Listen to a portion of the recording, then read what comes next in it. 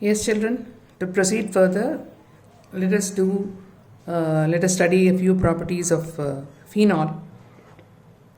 This is electrophilic aromatic substitution. We have already studied with respect to chlorobenzene also. It is something similar to that.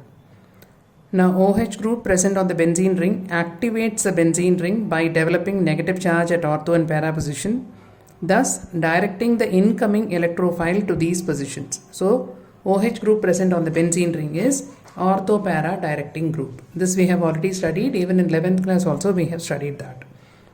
Okay. So, why phenol is undergoing electrophilic aromatic substitution? You can call it as EAS, electrophilic aromatic substitution.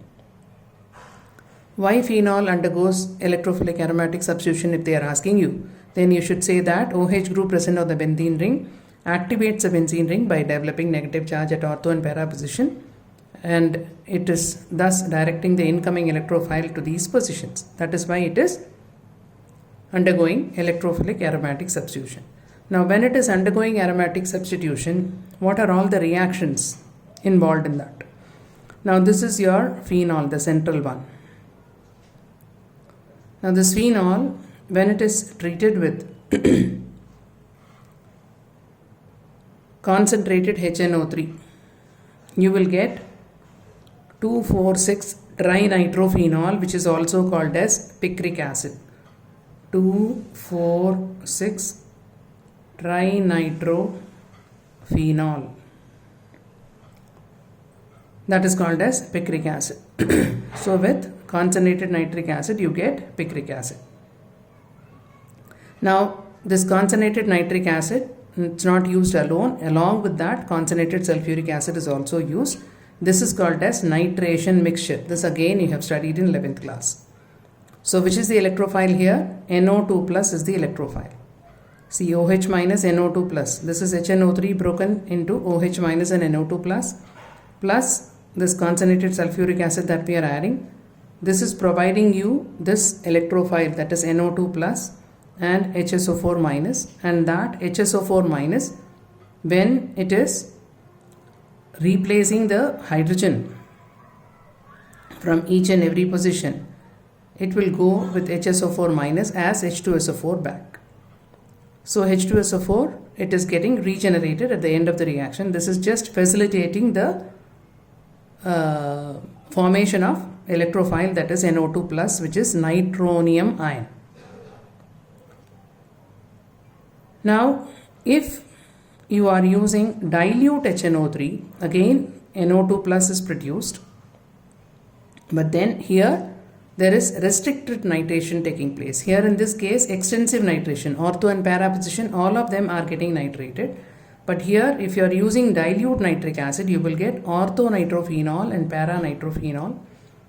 Out of these two, para nitrophenol, this is having greater symmetry, and ortho nitrophenol, the nitro group and OH group, they are close to each other.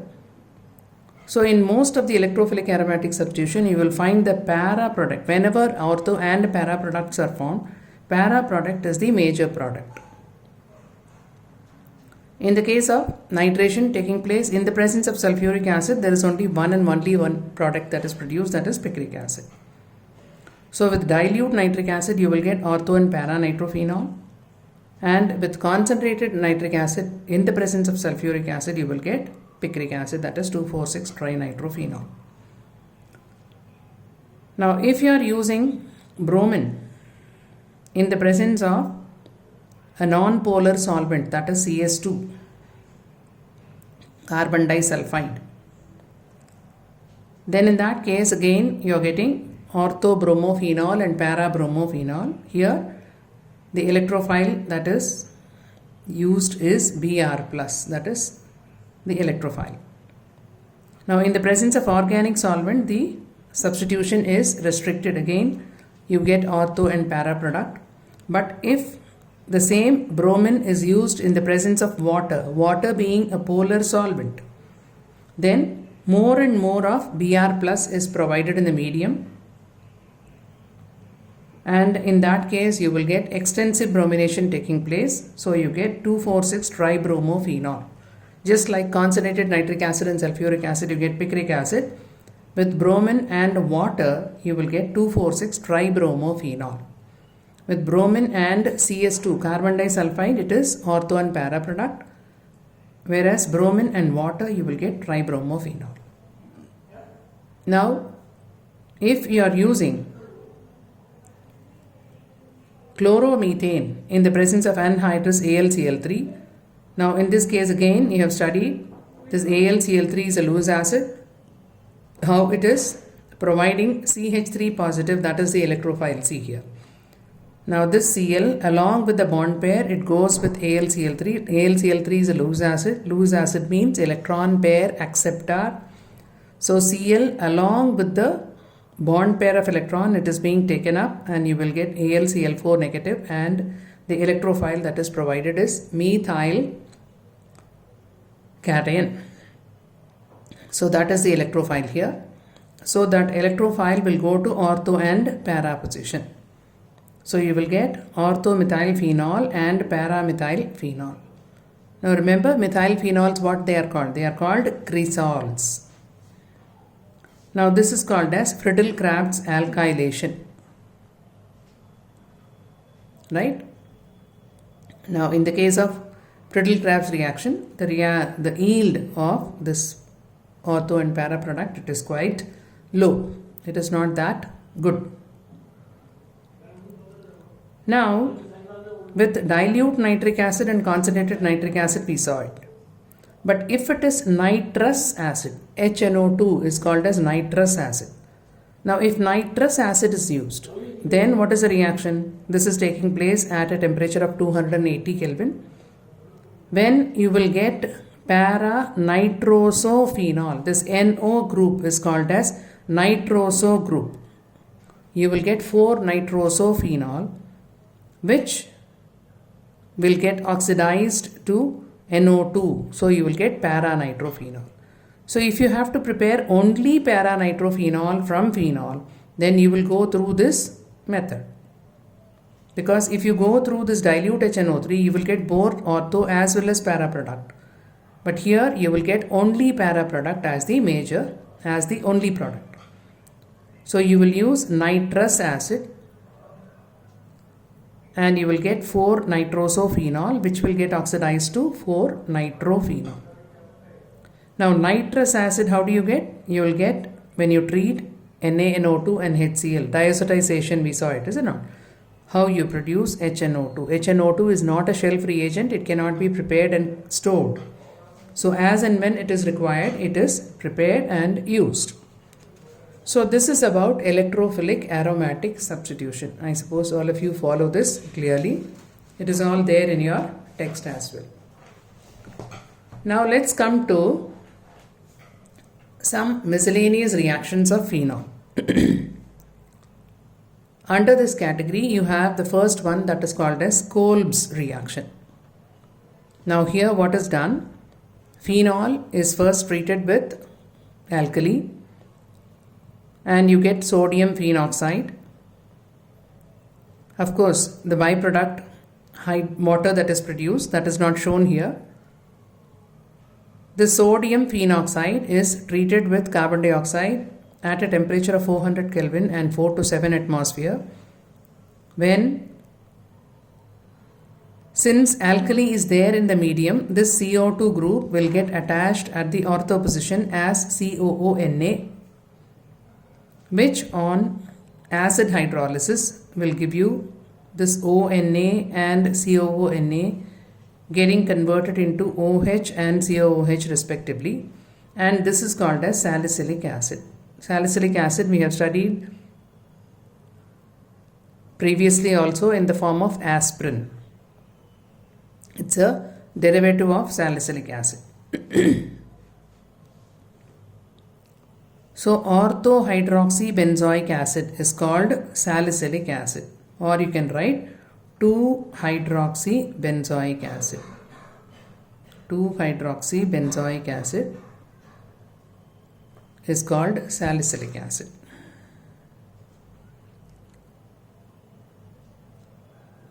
Now, what is the importance of this salicylic acid? Salicylic acid when it is subjected to acetylation. Now look at the way how it is. So acetic acid is removed as a byproduct and this hydrogen is replaced by COCH3 group. So you will get 2-acetoxybenzoic acid, which is called aspirin. This is acetoxy, acetyl oxy. You call it as acetoxybenzoic acid and that is called aspirin. Commercially it is given the name aspirin. So this is Kolb's reaction. Supposing you are asked, how will you convert phenol to salicylic acid? This you can do. Now there is another named reaction called Riemann-Tiemann reaction.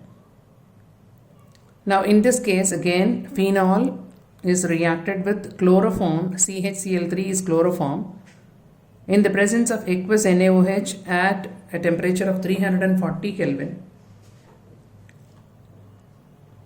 What you are getting, see here. Now CHCl3 can be broken into CHCl2 and Cl, and there is a hydrogen at each and every position in the case of phenol. This hydrogen will go with Cl as HCl, so CHCl2 gets attached in that place. Since OH is there, this is phenolic group, that is acidic in nature. In the presence of NaOH, naturally it will come out in the form of a salt, that is ONA. And here CHCl2 is attached. Now in the presence of NaOH in the medium, what happens? Both the Cl attached to the carbon, they are getting replaced by OH. So CHOH twice, out of which one water molecule gets released and you will get aldehyde formed, CHO. Only these three are left.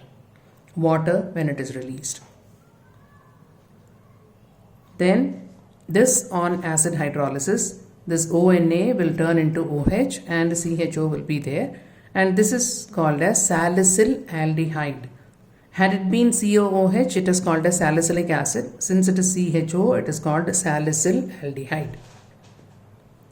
So how do you convert phenol to salicyl aldehyde?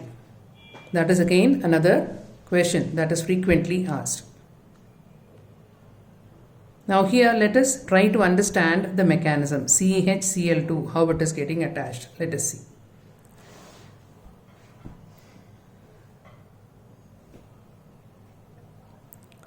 Now it is done in the presence of NaOH, so OH minus is there in the medium. What you are adding is chloroform, that is CHCl3.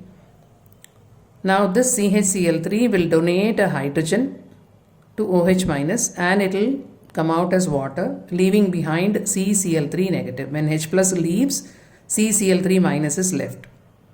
And this CCl3 minus will again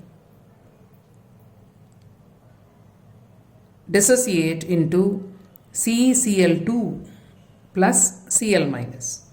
One Cl minus is released and what is left behind is CCl2. Now look at the condition of the CCl2. There is a lone pair of electron on carbon. So you have C with a lone pair of electron. It is attached to two Cl atoms.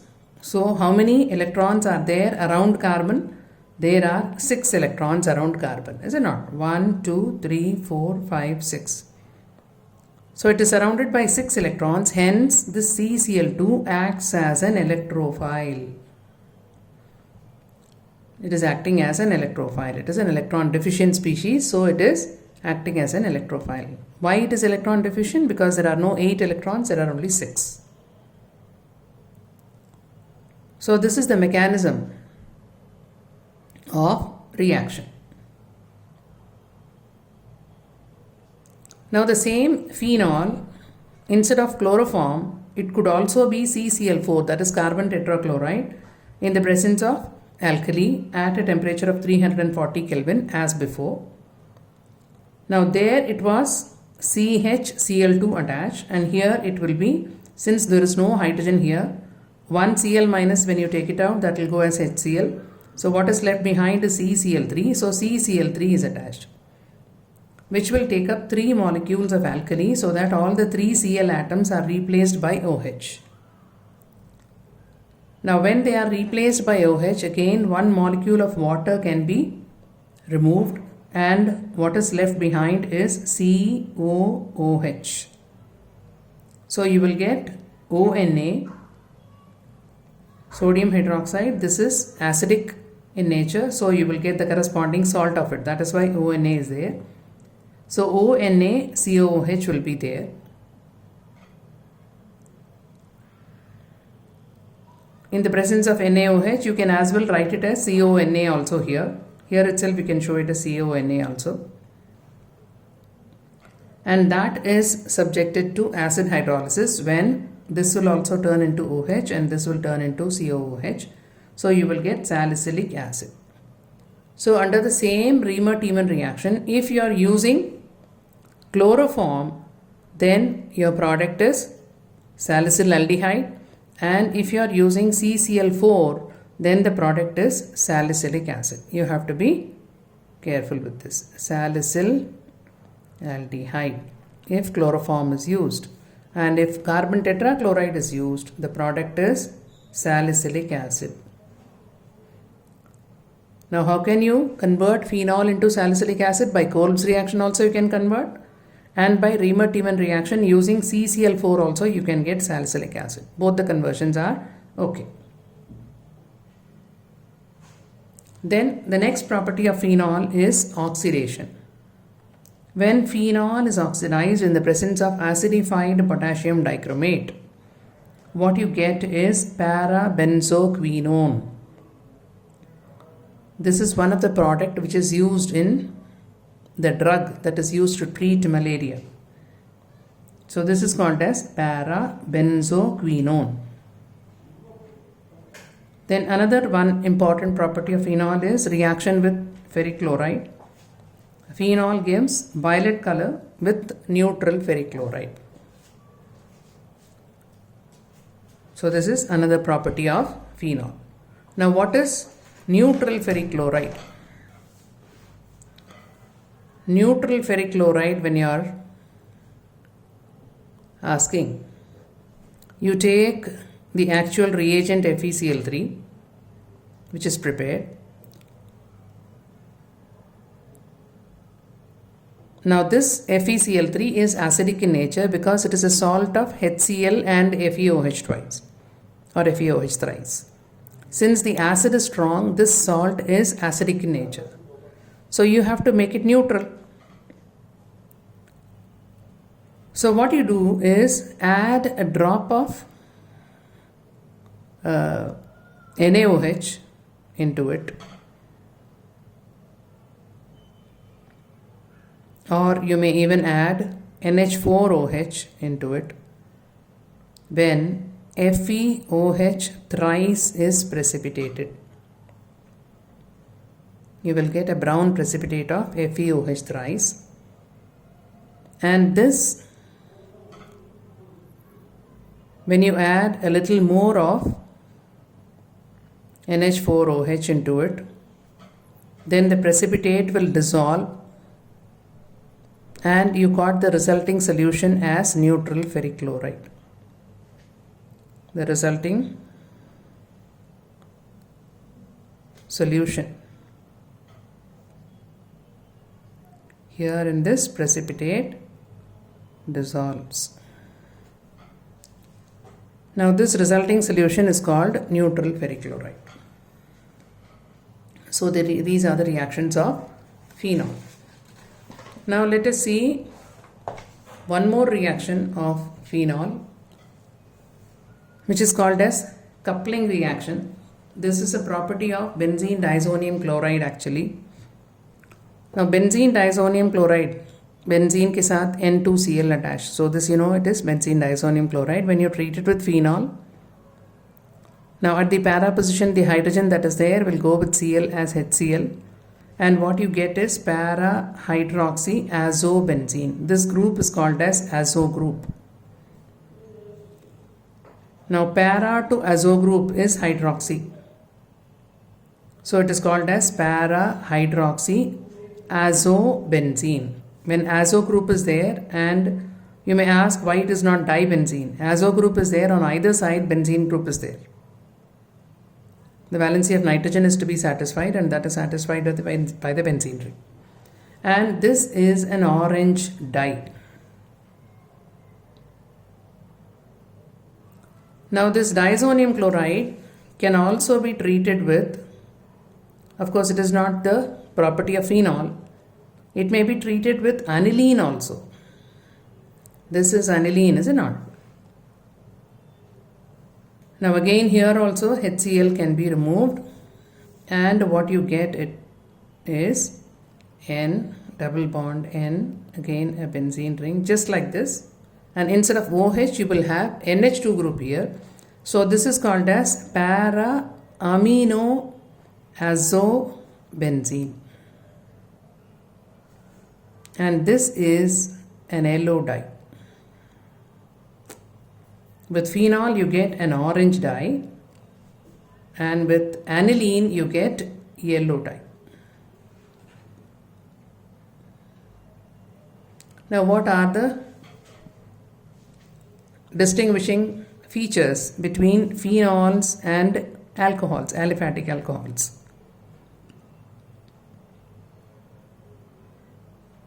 Now you know very well that phenol turns blue litmus red because it's more acidic in nature. Alcohol does not show any litmus action, we have already seen.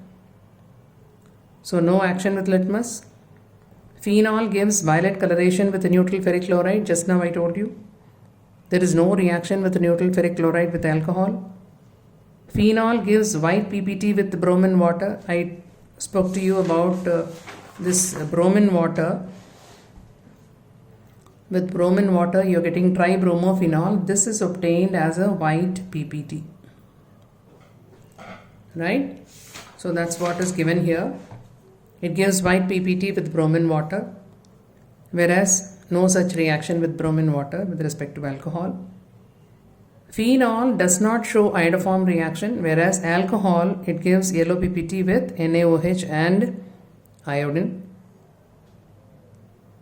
What is that yellow PPT? That is iodoform, that is CHI3.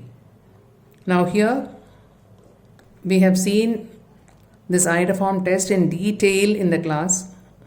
I have discussed with you which alcohol will give iodoform test, which will not give.